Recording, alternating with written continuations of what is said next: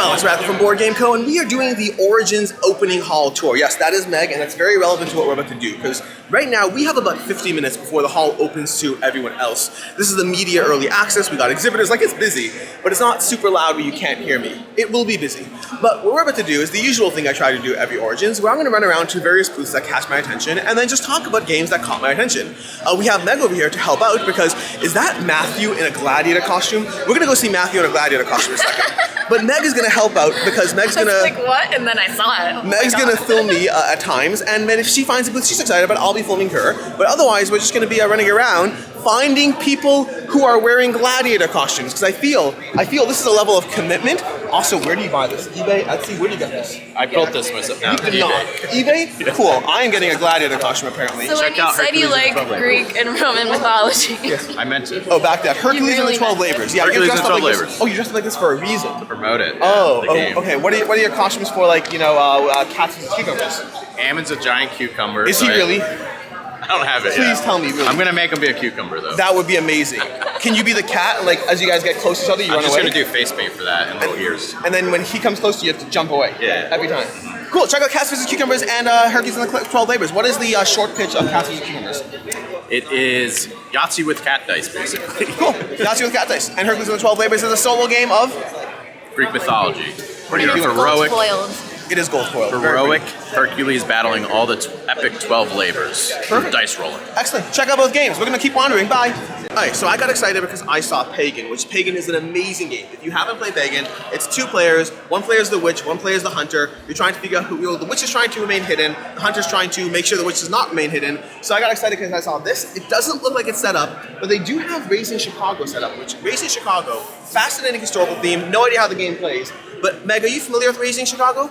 The historical aspect?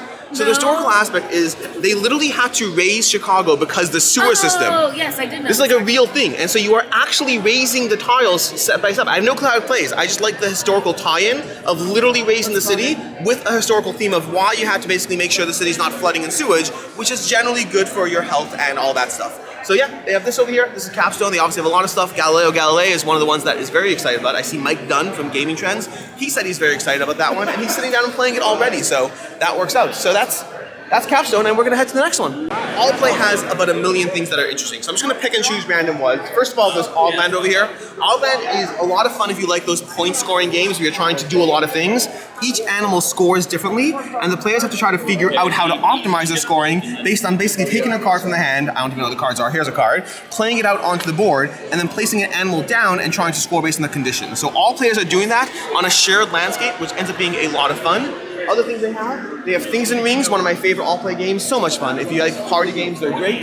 Outside of that, come here. We got some one here. We're just following. So over here, following's good. Over here we have Sail. Now Sail's an interesting one because Sail is a 2-player trick-taking game where players are playing tricks to guide their ship slowly along the area. But you have to be mindful of who wins the trick because that's the direction your boat goes. Seems straightforward enough, but there are abilities on top of that too. The reason I'm excited about this is because currently, I just read the rules for Sail Legacy, which is coming to crowdfunding very shortly. I hope to be playing the first game hopefully tonight. Yes. That was not the most flattering look, but nonetheless. Anyways, Sail Legacy, I hope to play the first game maybe tonight, but maybe soon. I brought it with me to Origins to dive into it. That way if I have any questions, I can go to the people at Alplay and be like, hey, I have a question how it works. So I figure it's good timing, but I'm excited for that. Make sure to follow the campaign. I love Legacy games. I like trick taking. Very curious with this. Let's pick one more. Meg, you pick a game. You pick an All-Play game that you want to show. I'm having a hard time looking. Okay, fine. So I'll go ahead. We got Online again. We got Tiny, Trick Takers, Eker, Iliad. 1 minute. Honestly, There's a Mountain Goats. I was about to show Chomp because this is Chomp up here, but it's not Chomp down here. So that's confusing. Let's go to you guys. I mean, this is Alibis. Oh, Alibis. Alibis is a great one. So Allplay has so many ones to showcase. They're easy one to talk about. Alibis is one of those games that the first time I played it, I was like, I'd rather just play So Clover or Codenames. The more I've played this, the more addictive it has been. And I've even had some people, I think Successful Geek in our Discord just said he's getting rid of So Clover because of Alibis. First of all, for shame, So Clover is better. I think Second it's a of all, great option for 3 players. Second of all, it is amazing. It is great. I understand why he would say that. So Clover is still better, but Alibis has really grown on me. It is addictive trying to get a perfect score. We have done so one time. One time we got a perfect score. So yeah, that's what we got for the All Play booth. And we're getting a Vlogception over there. Say hi, Lou. I was just coming to say hi. I don't want to interrupt you. No, good stuff. Ooh. So this is Sears catalog from Bezier. That was a very accurate. Now I can't That do was this. my highly practiced. Ooh. Yeah, this is Sears catalog. It's a shedding game designed by what's his name, Taylor Rainier, who's actually designing. What's he designing? He's actually designing that game we just talked about, Sail Legacy. I believe it's Taylor Rainier. But it's already designed. But that's more importantly. Here, you're going to take the camera, Meg.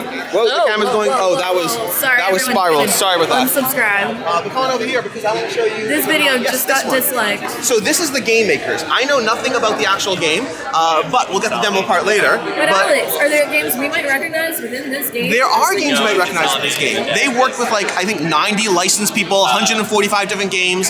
This is all about making games. So 300 games. I thought I was being impressive. I was wrong. 300 games, 100 publishers. And this is going to be basically have you making games, but the games you know and love, you're making them. What does that look like? I'll find out later today, but it does look pretty. I'll say this, I only saw the cover until now. The components, like look at the board, zoom in on the board. Honestly, look at the Bezier coasters. The Bezier coaster is also top notch, but the board is like, the art's great, the pieces are great. I am much more intrigued by this than I was from just the cover. The break room is the most important part, we know that. We got some components. Oh my gosh, it's a little factory. It's a little factory thingy. I mean, it's not a factory, but it's a forklift.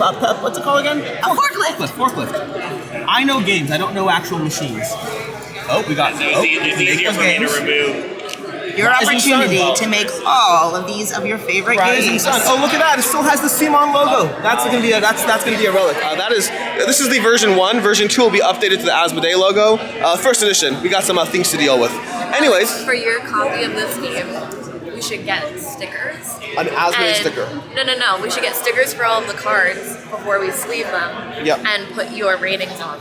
Oh, that'd be fun. That's fun. Maybe we could, yeah. I'm curious if I've played how many of these 300 games I've played. Anyways, let's go to the next place. So over here we have Chip Theory. Chip Theory I almost always stop by. It depends what they have. But the main thing they have right now is they have this vibrant shade of like, it looks like a neon unicorn threw up on the board in the best possible way. And you know why? Why? Whose signature look is this? This is Manny Tremblay, who yeah, has it been is. doing a whole line. I think it's called Neon Knights. Is Neon Knights? Yes. Neon Knights is Manny Tremblay's line that they do with Chip Theory games. And this is one of their games, but they also have, where's the Right here? 5-card play one? Well, here's Neon Rain. Do you have the 5-card? No, not this one. Do you have the 5-card Slambo thingy, Majiggy? It's I've seen it demoed. Last time I saw Andrew Santaro was demoing it at UKGE. You play cards very quickly. It's a new game from them. No idea past that. But yeah, that's like their new stuff over here. The whole new line there, and then obviously they have 20 strong. Yeah, let's look at and the new Rafa kids one line. more The new kids games. Oh no, It's I so want to show the beautiful. kids stuff. Yeah. Okay, hold on. We're gonna look at the kids stuff though. So the kids stuff. This is if you don't have kids, you could ignore the section. They're fun. No, it's great for teachers. Oh well, okay. Counselors. Sorry. If you don't interact with kids, you Yes. could ignore the section. Well, I don't know. I play it. So I've enjoyed them. I haven't played these new ones. I've played their first kids lines, the lines of puzzles. They are very good. My kids got like obsessed with them, going through every single puzzle for like weeks until they finished them all. So I haven't tried any of the new ones, but definitely has me excited because of how much my kids like the puzzle lines. I believe the second line is more interactive. The first line was a bunch of puzzles, but like they are not the cheapest. But if you have kids, the puzzle line I can vouch for. The next ones, I hope they're good, but we'll find out. So this booth is Vesuvius Media. Now, if you want Toy Factor, they got you covered completely. They have a lot of gameplay too. This is a whole Catapult Kingdoms line. These do not come in your copy, to be clear. They're super premium, super awesome, but you get these versions. So they're still cool, but these are certainly cooler. But basically, you're gonna be launching catapults at each other with all kinds of toy factors, whether it's pirate ships that are shooting thingies, whether it's a volcano. You're just trying to destroy stuff in the best possible way. This is a volcano. Yep. What am I supposed to say? You always say Volcano. It's a volcano. It's a volcano. And, Alex. Yeah. It's a volcano. Yeah, Shit, it's correct. volcano. Volcano. Yeah, but basically you destroy things. And then if that's not enough, we move over here. Oh, there's a whole other line. There's dinosaurs and, I guess you see the dinosaurs. There's dinosaurs and medieval. Mix and match as you will. So we got a battery issue here, so we're gonna pick up somewhere in the transition. But over here, can you do the launching catapults Yes, again? of course we can. This is ships and launching cannons at each other. Cannonballs, mid cannons, and attack. Boom. Okay, it's worth seeing it twice to see how Yeah. consistent it is. They might see twice. Yeah, we might do it twice. Depends on where the battery cut out. But again, toy factor combined with strategy. So this one's a little bit more strategic as far as the actual gameplay. Both of them Pick have up a huge- delivery with a twist. Yeah, both of them have a huge toy factor. If you want to draw more strategy, get this one. If you want your kids to just be occupied for the next 2 hours, get this one. Or you can be occupied for the next 2 hours too. But that's Vesuvius Media. They also have some things as well because you work with what's it called? Louis Bre. Yeah, Louis Bear. We So started these- together with the Dwarf series back in the days, and now Yeah. he's doing his online, and we'll This is collaborate. kind of a tower defense-ish where you're playing as the monsters, trying to basically destroy the heroes with a little bit of deck building mixed in. Again, beautiful art. Honestly, it's a nice little transition as far as all of them have a toy factor, all of them have a strategy, but then there's more toy Family-friendly. midway, and then this is going to be family-friendly, deck building, beautiful art, but the least toy factor, the most gameplay. But that's Vesuvius Media and Brew Games. Lovely. So over here we have Burnt Island Games and KTBG, both lines. They have a bunch of things. I will briefly show Lairs over there. Lairs is going to be a two-player kind of build your own dungeon and have each player go through it. So you're going back and forth trying to place traps and figure all that out. But more importantly, I want to show you two other things. The games that I think are, I haven't played Lairs. It looks cool. But How to Save the World over here. This is going to be one that I've talked about on the channel. I've enjoyed this one. You've actually played this one too, Meg. But this is basically worker placement where the workers are going to be moving between the planets. As you try to build up your tableau with all these cards, and you get just invest into research to be able to do more and more, while you try to invest into how to save a world. You are basically trying to figure out whether you're going to build a shield for the planet, try to evacuate everyone, or blow up the meteor. I think those are the three things. And so you're going through a sequence of those things, trying to figure out which one is going to be the successful way to save the world. But what we also have over here is we have Endeavor Deep Sea. Now it's not set up yet. I imagine they will be setting up because I think it's one of the most popular games. This one, Endeavor Deep Sea, currently is on Kickstarter with an expansion because this is incredibly popular. It won a whole bunch of awards, or at least was nominated. I can't remember if it was nominated or won. Let's just say it was nominated and they have won. But this is going to be based on the original Endeavor system, and it's a whole bunch of tableau building as you get stronger and stronger, gathering various crew, and then try to basically explore the oceans and get a whole lot of things done. So overall, a lot of fun, and if you want to check out the Kickstarter campaign, I'm probably not going to have a link down below, but check out, just Google Endeavor Kickstarter, it'll show up. This is the Origins log. So that's basically what we've got. So here we have the CGE booth. Now first and foremost, near and dear to my heart, they have the Codenames line of games being completely refreshed. So that I'm very excited for because I love Codenames, and hey, deserves a nice little updated art, updated cards, I believe, and updated rules. So those are the main three things. There may have been other things. But then more importantly over here, not more importantly, Codenames is most importantly. Secondly, importantly, we have SETI. SETI over here, they don't have it set up over here. They're demoing the regular SETI. They don't have the expansion out of here. They have expansion over there on the table. I believe the expansion is a Gen Con release. It might be Essen, I can't fully remember. But they do have the expansion for SETI if you're interested in that. SETI is absolutely delightful. It's one of those Game of the Year type situations. I don't know if it actually is Game of the Year, but it's getting a lot of hype and buzz. Most people seem to really, really like it. That's what it comes down to. It does a little on the long side, I do think that, but the expansion is going to remedy that to an extent. And honestly, it's one of those games where it's worth the length. The big challenge for me when you get into that 3-hour range isn't whether I have 3 hours, was it worth 3 hours, or would I rather have played something else? And honestly, I've been driving to play SETI for the past like 4 weeks, so this one is, well, I played it in the past 4 weeks. I've been driving to play SETI the past 2 weeks, and I have not got through the past 2 weeks, and that's making me want to play it more. But outside of that, I think those are the main things. They have an updated version of Galaxy Truck over here. This is the Do What expansion. It's the first new expansion. What I mean by that is Galaxy Trucker has an older edition. They came out with a new edition a few years back, and they've been slowly putting out expansion content, but they've been the pre-existing expansions. This is the first time they're doing a new expansion with new content for the Galaxy Trucker game. So if you're interested in Galaxy Trucker, this is a good time to check it out, I guess, because it's got new stuff for the first time in a while. Not just updated, but new stuff. I think those are the main... And you guys, look at these CGE stools. Like it says CGE, look at the stools, alright? I do want a stool. I don't think they sell them, but I do want a stool. So in Thrones from Smirk Daggers, Kurt just showed this to me yesterday. I saw it at PAX Unplugged.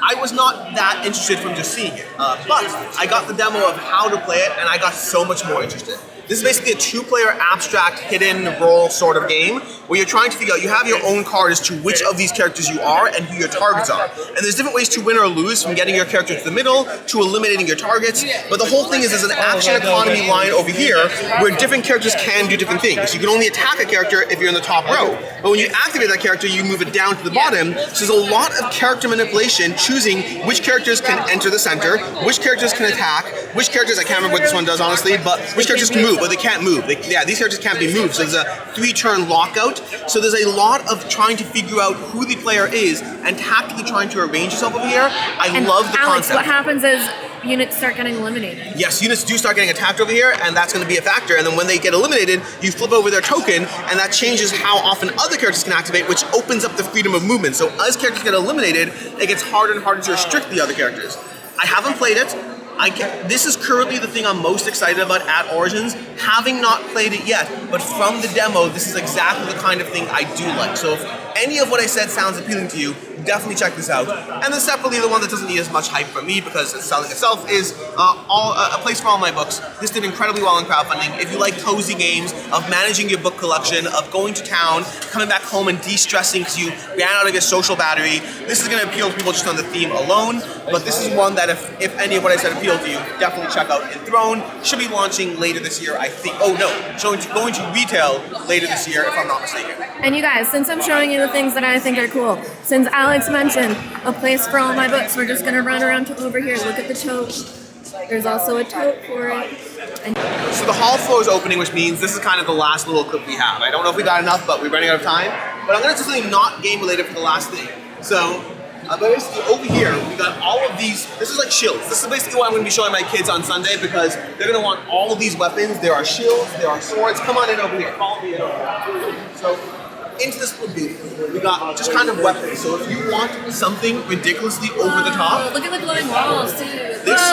these like you can fight with these. These are hard foam. They're very cool. My kids have a few of these types of things. Is that like a chainsaw sword? Yeah, it is a chainsaw sword. My son has one of these, a little smaller. They are so much fun. They're soft, so they don't hurt you. But if you want to and there's a few booths like this. So if you want fun, cool weapons that are very toy factor, look at this.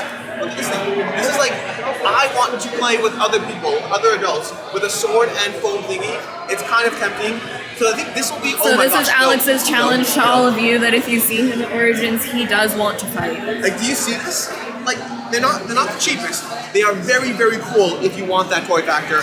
Not a board game, but most of us would probably appreciate that. And with that, I think we're gonna close off the Origins Hall tour because everyone's coming in. It is too late. So I'm gonna say goodbye and thank you to our camera person. Thank you, Meg. Bye-bye.